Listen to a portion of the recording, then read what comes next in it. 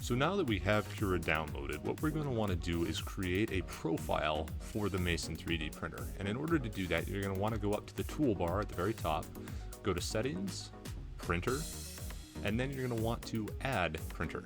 Click on that. And down here, it's going to be a non-networked printer most likely.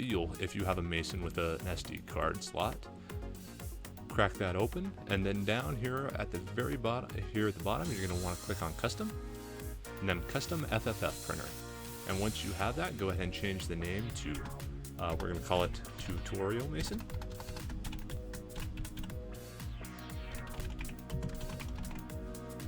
And go ahead and add that. Give it a minute to think about it. Now what we're going to actually do are define the settings for the Mason 3D printer. Its X distance is 220. Its depth is also 220. And then its Z height is 235. And that's the build volume of the Mason. It has a heated bed. The G-code flavor is Marlin. So that's all good to go. And then these settings you can also leave as defaults. The gantry height itself, the height difference between the tip of the nozzle and the gantry system, is actually going to be 20. And it only has one extruder.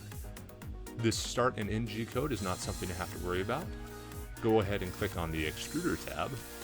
Nozzle size, 0.4 is standard. If you happen to change the nozzle to a different resolution, you will need to change this as well, such as a 0.3 or a 0.5 nozzle for slower or high resolution prints or faster low resolution prints. And the Mason only uses 1.75 millimeter filament. So get that changed over and that will be good to go. Now you can just hit next and that's it. Tutorial Mason is now in the selection of machines that you have and you can click on that. Alright, in our next video we'll go through downloading specific material profiles for the Mason.